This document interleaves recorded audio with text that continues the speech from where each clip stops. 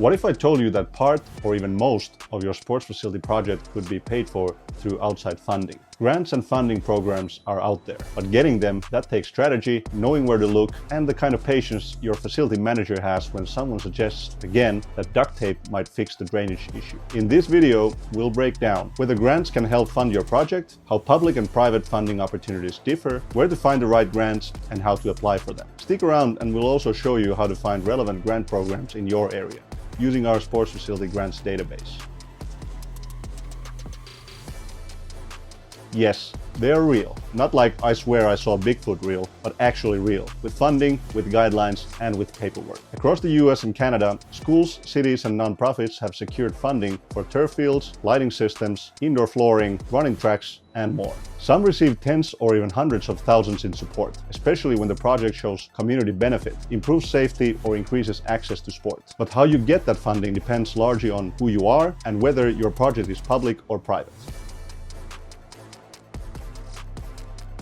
Let's break it down. Depending on the program, grants may fund artificial turf installations or natural grass upgrades, LED sports lighting systems and retrofits, court resurfacing, running track improvements, indoor sports flooring, and ADA upgrades and accessibility improvements. But here's something important and mildly annoying to understand. Most grant programs don't say this is for sports facilities. Their names are often very general or even unrelated. You'll see names like the Land and Water Conservation Fund or the Community Facilities Direct Loan and Grant Program. At first glance, they sound like they're about farmland or roads, not really turf fields or gym floors. But that's the point. These programs are designed to fund all kinds of community infrastructure. And yes, that often includes fields, courts, gyms, and lighting upgrades. You just have to read between the lines and imagine how rural infrastructure development somehow means let's refinish the worn-out gym floor. So don't skip a grant just because the name doesn't scream sports. Check the eligibility section and see if your project aligns with the goals. And remember,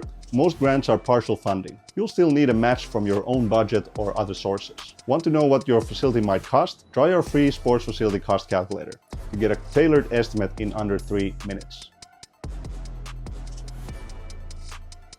If your project is backed by a school district, city, or municipality, you're in a stronger position to access public grants. Public projects are often eligible for funding related to education, public health, youth sports, inclusion, and sustainability. Privately funded projects like sports clubs, training centers, or academies typically have fewer grant options. Unless your project serves the community in some way, you may need to look at other types of funding, which we'll cover in just a moment. We've built the largest sports facility grants database in North America. You can search by state or facility type to see what you qualify for and how to apply.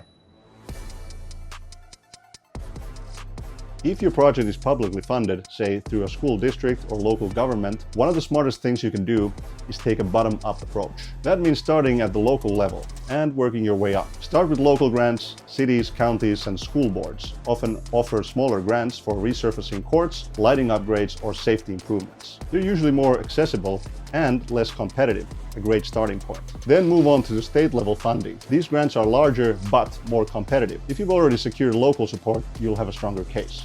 It shows momentum, it shows community backing, and it shows progress. Then go for federal funding. This is where the big money is, but also the biggest competition. Some federal grants go straight to cities or schools. Others are distributed through your state, like the Land and Water Conservation Fund, a federal program that you apply for through your state's parks department. That's why starting local matters. Every grant you win builds credibility. It tells the next funder, this project is real, it's already happening, it's worth backing. Private projects, you've still got options, just a different route. You could look at grants from private organizations like the NFL Foundation, the US Tennis Association, the MLS, or USA Pickleball, for example. Sponsorships and naming rights. Think of them like a local business supporting your turf install. Donor campaigns or crowdfunding, especially if your facility benefits youth sports. Or tax credits and incentives for things like energy-efficient lighting upgrades. The key, show community value. If your project helps young athletes, promotes access, or serves the broader community, you might still qualify.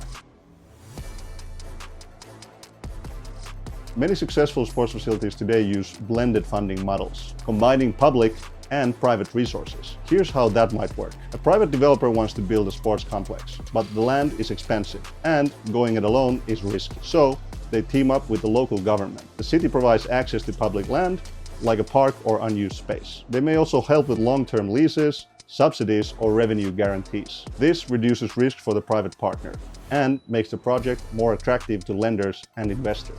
Lenders love stability, and when the government's involved, it's a lot easier to secure financing. To get started, identify potential partners: school districts, universities, rec departments, or community foundations. Create a shared vision. Outline the benefits. Just start the conversation. Even a letter of intent can make your funding applications much stronger.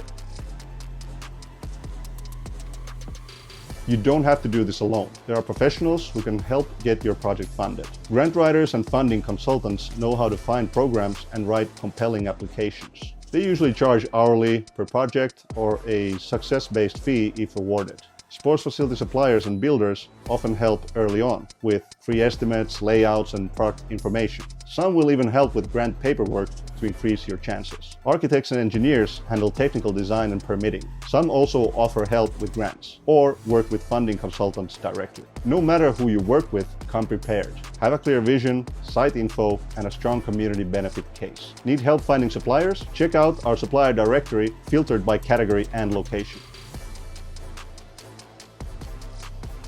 If you're serious about funding your facility, start with a solid plan and a realistic budget. Use our free cost calculator to get an accurate estimate in under 3 minutes. Then, explore real grant programs in our Sports Facility Grants database, updated regularly. And when you're ready to take the next step, browse our supplier directory to connect with trusted builders and product experts in your area. Like, subscribe, and share this video with anyone planning or advising a facility project. Let's bring more great sports facilities to life together.